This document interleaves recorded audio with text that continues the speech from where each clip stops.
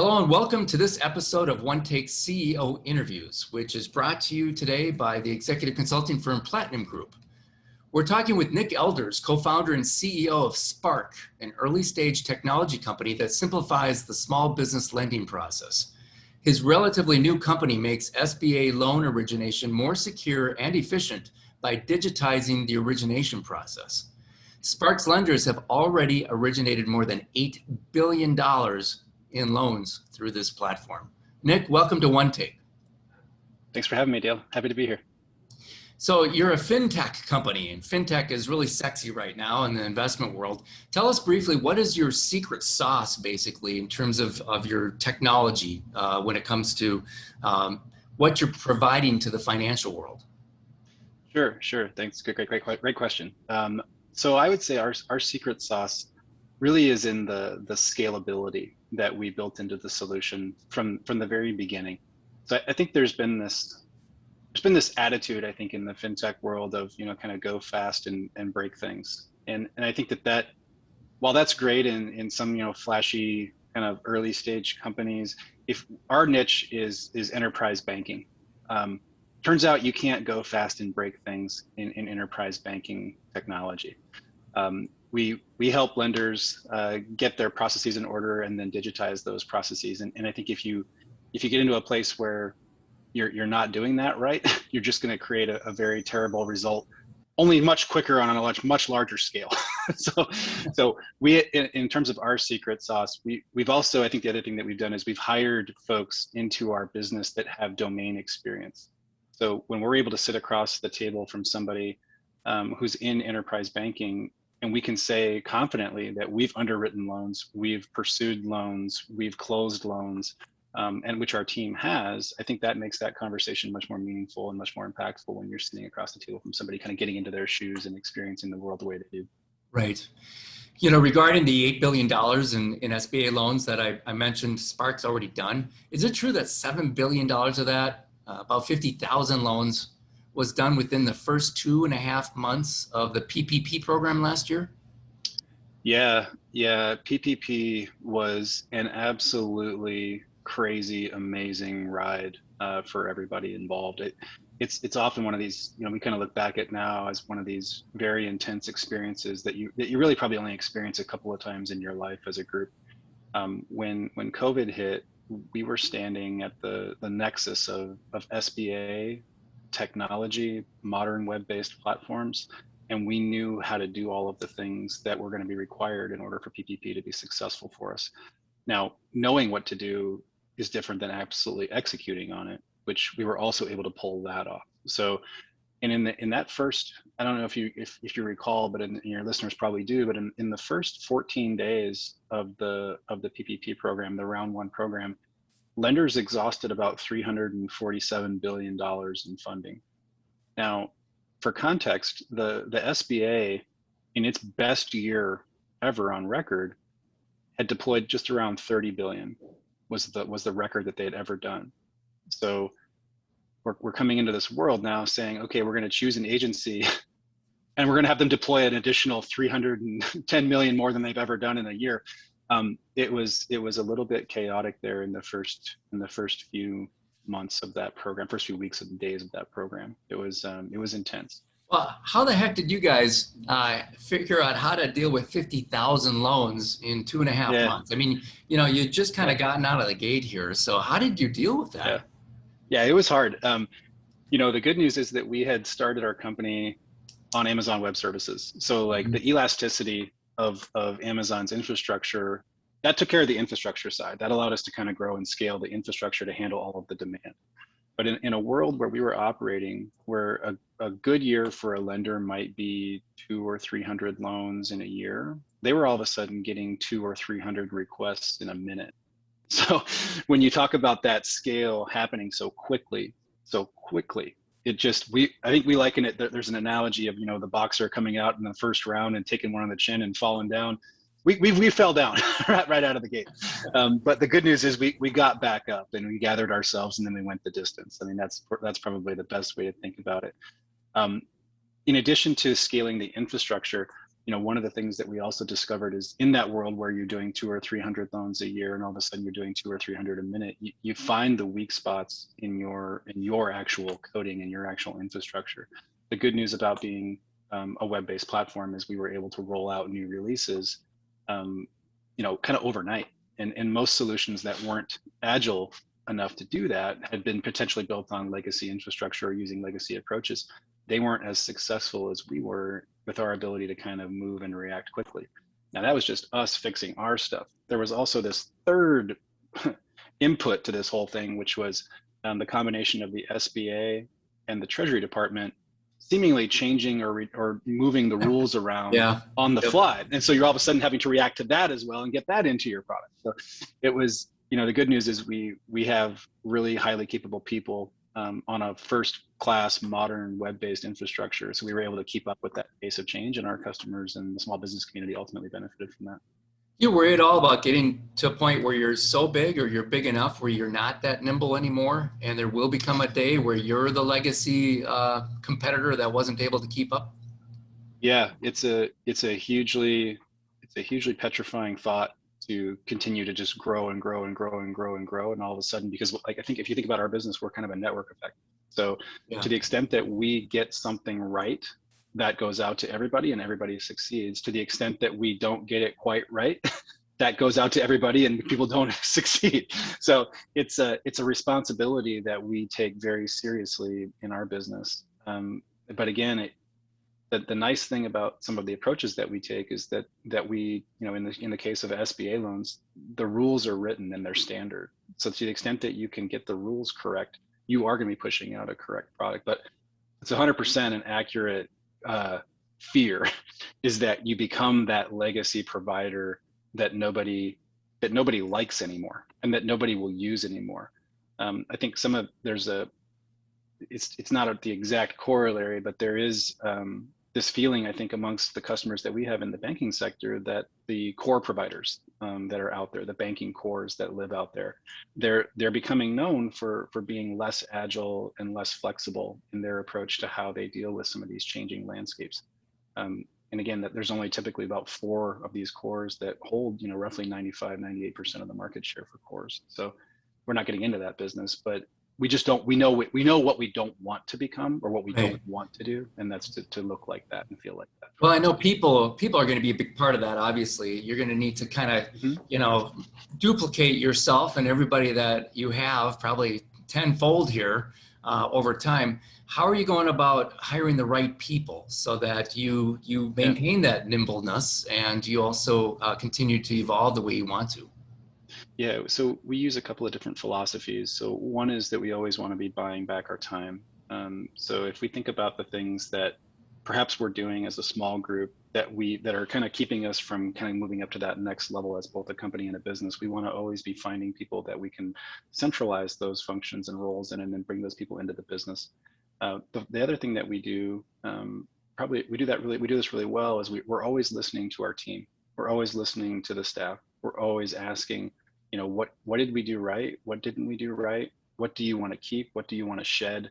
And as we do that, that starts to filter down to a place where all of a sudden we're through the team, we're figuring out what we need to hire next, what function we need to bring into the business next, where we're weak. If we had, we're always asking, where do you want to be going as an employee? Where do you want to be? And we let people try to design their perfect role in the company. So if we have happy employees, we're going to have a happy team, we're going to have a happy company, we're delivering great results, and people are doing the things that they're really good at. And that's happening through almost this recursive self-improvement of the company that's coming from the team themselves. So Nick, how often do you assess that? Some companies do their annual review, and the annual review might actually get to saying, what more would you like to do? Most of the reviews are still kind of check marks, but how often do you check in with people? Yeah, we're doing it quarterly on a more formal basis. So if you think about the way software is developed these days, it typically goes in weeks and then months and then quarters and then years. I feel like if you're asking somebody what they want to be doing only once a year, you're not really, that's just going to be a point in time, and you're not going to have this nice, flow of data to get to a place where you can really help that person get to where they want to go. Yeah. Doing it more frequently, and again, we don't try to treat it as a review, because a review is ultimately a negotiation. Mm-hmm.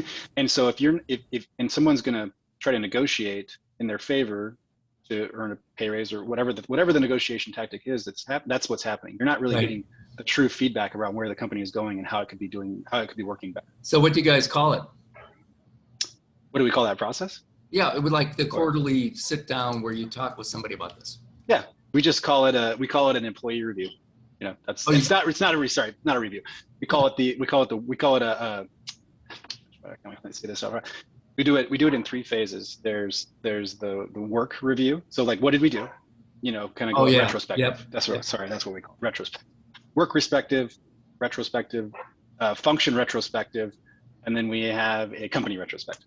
So it's all kind of like looking backwards, getting better, and then moving forward. Cool.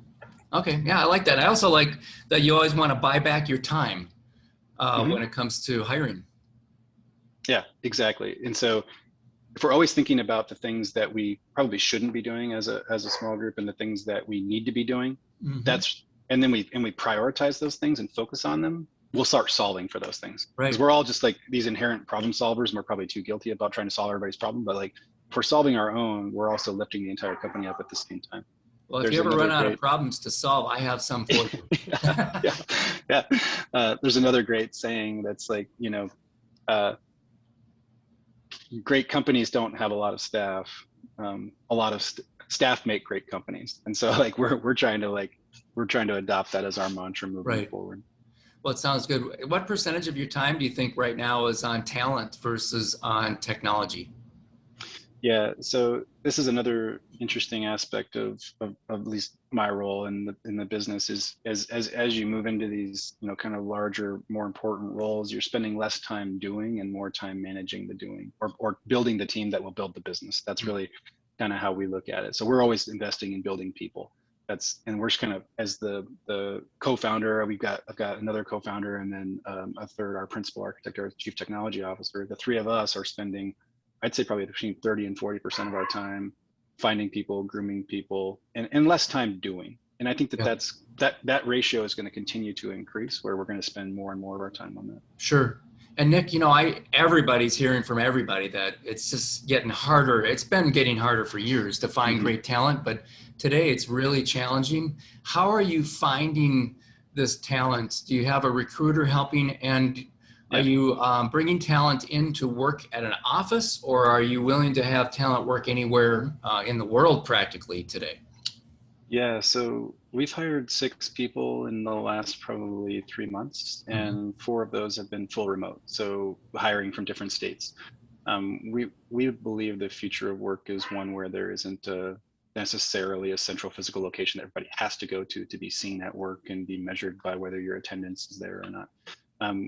And as just as a corollary, I mean, we went through COVID as a full remote business and had the best results that we've ever had in our lives. So I don't feel like the physical location is responsible for that success. I don't think anybody's trying to say that, but we start to believe that there's going to be a hybrid approach where you're kind of probably 2 days in the office, 3 days out, vice versa, or no days in, at all. Yep. We use a lot of meeting cadence. So we meet as an all team twice a week. We meet as individual teams daily, and that's typically how software businesses work. Is you're just always talking about what you did yesterday, what you're going to do today, what the roadblocks are to get there, and everybody's on the same page. And so if you start to see these patterns emerge just as a communication happening. So yeah, we will probably go back to an office here in the fall, and that will likely be, somewhere in more like a share working, co-working type space, sort of like a WeWork model, where you can kind of flex up, flex down. Yeah, and I'm wondering too, in some other industries, I've talked with people about how they're concerned about collaboration and innovation and needing to have people kind of bump into each other as they're going to get water or going to the bathroom. Yeah. Just that comment in the hall, it's like, oh, that's right. Whereas programming, are you already kind of more preconditioned to being remote because programming's been more remote than some other industries? Yeah, if you think about it, there's a limited amount of our staff that is engaged in development. So the rest are all in forward-facing sales roles or customer success roles. So they're really not in a place where, coding is one aspect of the business. So there's some predetermined, kind of, there are personality types that are engaged in development that, kind of like being a little bit away with the headphones on and getting their work done. Yep. But again, I think one of the nice things about the folks that we've brought into our business, and we've worked hard on this, is to try to find talent that can, have a conversation with a business lead or a business leader in one of our customers, and then translate that to a feature or a product in the technology directly. Yep. We've been pretty successful at trying to find development talent that can speak both worlds, because we kind of view ourselves as a bit of a translator, if you will. Yep. I'd like to ask more questions on that subject, but we have other questions we need to get to. And so I wanted to ask you, how have you shifted gears from all the PPP activity last year to what you're doing now? And I think did PPP kind of take you off what you were planning to do? And are you now getting back to that? And if so, what is that? And how are you going to take care of your growth needs going forward? Yeah, it's a great question. We intentionally chose PPP. There was some opportunistic choice to it, but there was also a necessity choice to it. All of our customers had to have a PPP product in order to participate and be there for their business owners. So again, we're the experience for our customers. So if we weren't gonna engage in PPP, that meant that they were gonna have to go find a solution somewhere else. So in some ways we were forced to, and in a lot of ways we felt like we had to, because we wanted to. We had to serve the small business community. So if you think about, like, in that first wave of PPP, through the folks that were on our platform, they reported in that they kept about 500,000 people on payroll through the loans that they made, all up in that first round. So that meant that's a huge impact on the small business community. That's a lot of folks that were able to get help through our lending community. So that's super exciting. Now, in the choice to pursue PPP, we sort of put off kind of growing and scaling the business, through a sales channel. Because again, I think the concept was that people were going to be wrapped up in PPP for a while. They weren't going to be thinking about how to digitize their loan operation. They were having to solve a problem immediately, very quickly. So as a result, we kind of had to put on pause the strategies to grow the business that we were intending to pursue. Right. So that was a bit of a trade-off. And you're mentioning there of the 500,000 jobs that you were able to save or help save. That reminds me, Spark is a mission-driven public benefit corporation. It's the only one in the SBA loan origination space. Why are you a public benefit corporation, and what is your mission? Yeah, so it harkens back to the roots of where Spark came from. So when we first started Spark, we were inside of a nonprofit, a local nonprofit here in Minneapolis called Community Reinvestment Fund. Community Reinvestment Fund, just for those of you that don't understand, was in its prior life was, more kind of an intermediary operating behind the scenes of Wall Street and Main Street, really pooling loans, securitizing them, and then issuing more debt into the community and economic development world. So it was a way to turbocharge community and economic development using some of these for-profit methodologies. In about 2007, 2008, they pursued an SBA license, which allows them to access the SBA program directly. And I was, working there for about 20 years. So like when we decided, to pursue that license, the typical method to grow an SBA lender is to hire a lot of people with a lot of expertise that have been doing it for a long time, and just throw people at the problem. We kind of thought that there was a better way, which was to architect a technology solution around the SBA program. And because it was a commodity product, if we got it right for CRF, we were going to get it right for everybody else that was using it. And there's about 2,000 banks that use it, pretty regularly. So that was kind of a built-in customer base. So as we built that platform for them, we then said, okay, this has applicability elsewhere. So let's go out and go after it. And that's how kind of Spark was born. Now, we also have, our mission is to digitize lending processes, automate data collection, and help lenders take advantage of the fintech ecosystem versus fear being replaced by it. So there's been this threat, I think, to traditional lenders that technology is coming to eat you. It's going to come take your lunch, and you're going to be left out to dry. I don't think any of those things are true. I mean, especially as we saw, fintechs kind of, in some ways, the lenders at least trying to kind of like rise and fall a little bit through this COVID test. Now traditional lenders see this opportunity that technology creates. They wouldn't have been able to execute at all were it not for digital solutions. Right. Yeah. especially when branches shut down, everything, it's a risk to be across the table from somebody. All of those things kind of forced them down this digital path. And we're there to help. I mean, and so we have a nice broad mix of nonprofit community development lenders, for-profit lenders on our technology. And our next wave of development is to connect these two industries together so they can communicate with each other in a more systemic way. So when did Spark start as kind of Mm-hmm. it's just a startup? And did you spin off then? Did you kind of spin out on your own early 2020 or was it in 2019? Yeah, so we wrote Spark's first line of code, I would say probably around 2010, 2011. We got our first external customer in 2014, and we slowly grew the business up to 30, 40 clients, and then PPP came along. So in October of 2020 is when we officially spun out of CRF as a separate entity. That entity, its name is Ignify Technologies, and it's responsible for taking Spark to the next level, both through growing it and scaling it. What's the name of it again? Ignify Technologies. Okay. So Spark, kind of, you get sort of the visuals there. Ignify, it's to form into fire. If anybody's ever tried to name a tech company, it is names that aren't taken. It's very hard to find. So it took us a while to find one that was pretty unique, and we felt pretty good about it. Okay, that's cool. Was was the amount of money that you were able to make off of the PPP lending process what helped you then finance the spin out, or how else did you kind of fund spinning it out? Yeah, it's a self-funded creation through the technology itself. So, But that's really cool. Yeah. Yeah, it's pretty rare for a tech company to be able to do that. And then, off of the tremendous results that we were just able to generate through the second wave, we almost sort of self-funded a Series A round, if you will. Yeah. So we're feeling pretty good about where we sit from a runway and growth perspective to really take a meaningful shot at what we want to really do. How many years does it buy you if you think about your current burn rate, but then you think about how you want to add some people and stuff, what do you think, how much time do you have before you might need to raise capital? Yeah, we're probably looking at a good 4 to 5 years before we need to do any capital raising. So we feel pretty good about that. That's great. So what's your greatest challenge as you think about the rest of this year and beyond? What's your greatest challenge?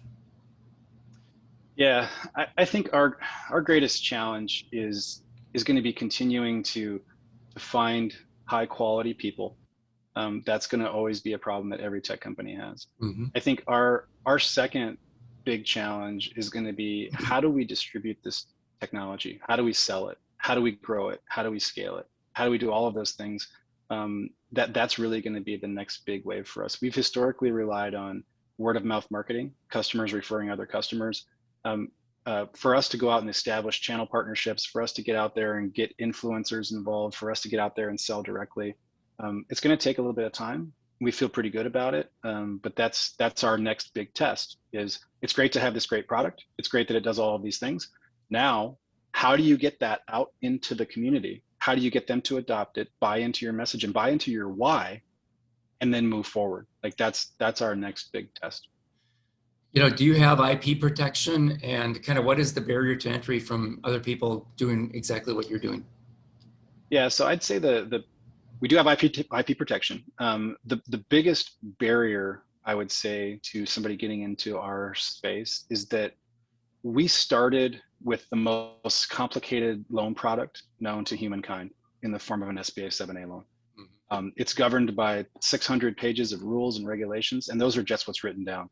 There's this whole other world of things that aren't written down that you only learn through experience. And you're not going to get on that train and get anywhere quickly. You just have to put in the time and grind it out. And we've done that for the last 8-10 years now. So we're 8 to 10 years ahead of anybody else who's going to start. So we have a nice little moat around at least the world that we're addressing.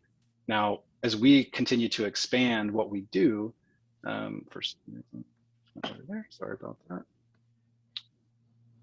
Am I back? Okay. It's the new world where as we continue to try to expand what we do and cover more of the customer journey, that will be another test that we'll have to pass. And I should have asked you, what are your annual revenues. I mean, last year was, I'm curious to know how much you brought in revenues last year, but also when you think about going forward, what are you projecting? Yeah, I think our big test is, PPP was great from an opportunistic kind of one-time injection into the business. The revenue earned and the sustainability of it is the challenge, because again, as we know, hopefully stimulus moves away Yeah. and it's not going to be as big of a driver into the business. So we've had two pretty solid years in the last 2 years, but now the test is going to be, how do we convert all of that? Because we're a SaaS company. How do we convert all of that opportunistic one-time revenue to monthly recurring revenue? Right. And that's really our next big test. And the way that we do that is by adding more customers, adding more distribution, gaining more wallet share of the customers that we have, do expansion products and other things for the customers that we have today. So is revenue about 10 million last year? A little bit north of that, but yeah, it's like we're feeling pretty good about that spot. Yep. And so you're probably looking at what, maybe 1.5 million this year?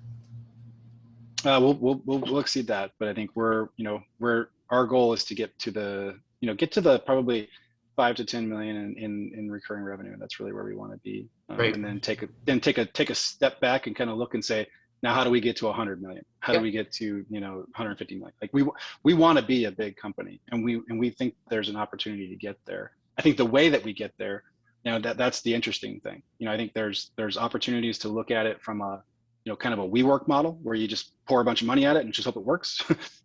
There's also the Zoom model, which is, a really high quality product that has sustainability built into it from the beginning, and it grows organically, and everybody, kind of comes along profitability the whole way. I think we're more in the Zoom camp than the WeWork camp.